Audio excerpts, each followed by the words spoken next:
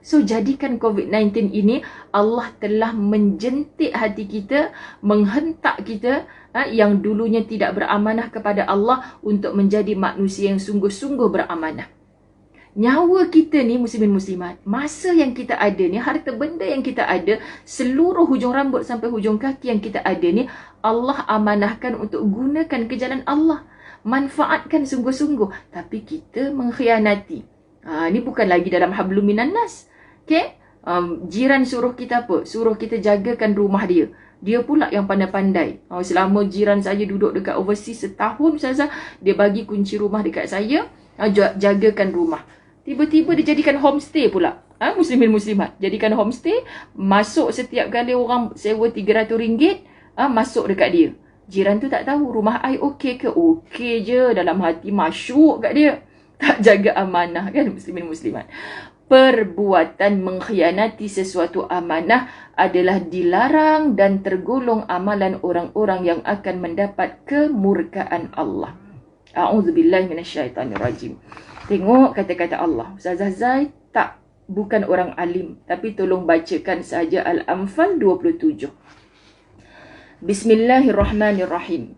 Ya ayyuhallazina amanu la takhunu Allah war rasul wa takhunu amanatikum wa antum ta'lamun. Hai orang-orang yang beriman. Ayat ni Allah seru orang beriman. Semoga kita lah orang beriman tu. Muslimin muslimat, Allah sayang pada orang beriman. Alah Ustazah, bab amanah-amanah ni benda kecil je. Kecil lah bagi orang yang memang kufur kepada Allah. Tapi orang beriman kepada Allah, muslimin muslimat, dia sangat-sangat takut. Allah, boleh ke saya nak pegang kunci awak ni? Nanti suruhlah bagilah juga kunci pada saudara-saudara yang duduk dekat ni. Manalah tahu saya takut tak amanah dengan awak ni. Saya terguna pula ruang pos kereta. Contoh muslimin muslimat dirahmati Allah. Apa pun kena minta izin pada tuannya. Walaupun kita pemegang amanah, kena minta izin pada tuannya. Jangan mudah-mudah. Okay? Ayat ini muslimin muslimat perintah kepada orang-orang beriman, janganlah kamu mengkhianati Allah dan Rasul, dan juga janganlah kamu mengkhianati amanah yang dipercayakan kepadamu sedang kamu mengetahui. Kita tahu duit ni orang amanah kat kita. Kita tahu orang tu cakap jangan cerita kat orang ya. Kita pula yang sedap-sedap cerita dekat orang. Tak apalah, dia bukan tahu pun I cerita kat you. Faham tak muslimin muslimat dirahmati Allah? Itu simple. Tapi kita duk buat juga. Kita tak sedar itu adalah ciri munafik yang ke-42. Baik. Kata Nabi SAW. La imana liman la amanata lahu. Waladina liman la ahdahu. Allah, Allah. Belum beriman bagi orang yang tidak beramanah, dan tidak ada agama bagi orang yang tidak memegang janji. Nabi sebut. Tadi kata-kata Allah ayat Quran. Now kata-kata Rasulullah. Rasulullah yang mana? Muhammad yang hidupnya tak pernah menipu. Mulia lisan Nabi SAW.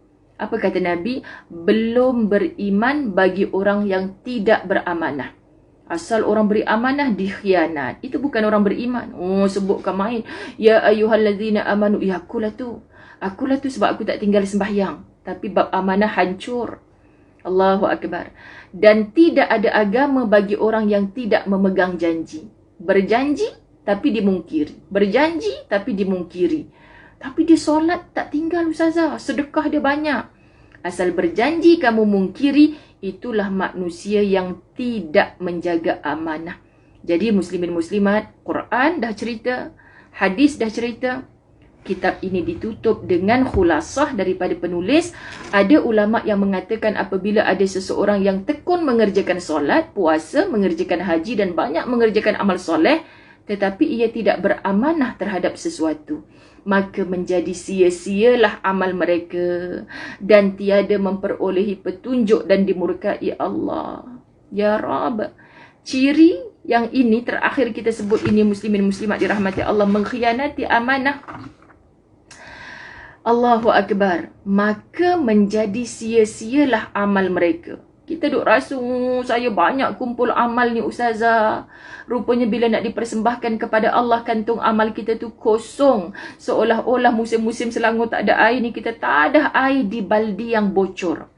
Bila kita dah sampai rumah, kenapa kosong baldi ni lah? Rupanya baldi ni bocor. Penat je kita angkut. Ya Rab, muslimin muslimat dirahmati Allah.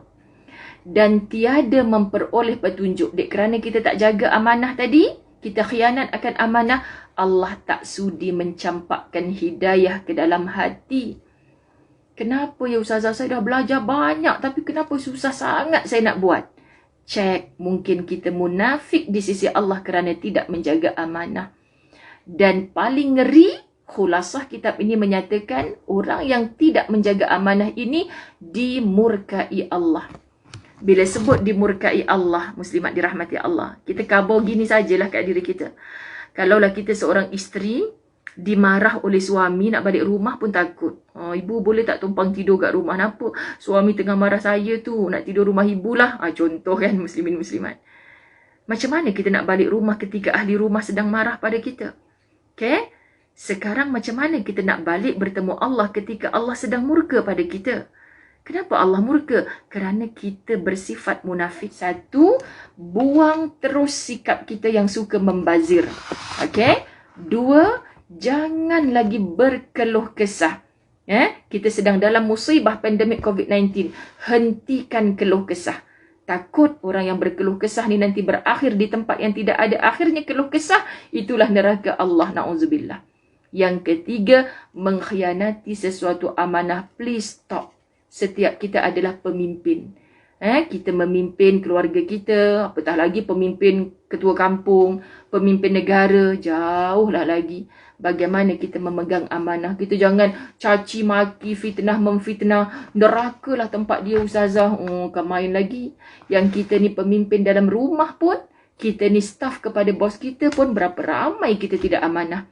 Patutlah macam terasa sukar nak diberi hidayah oleh Allah.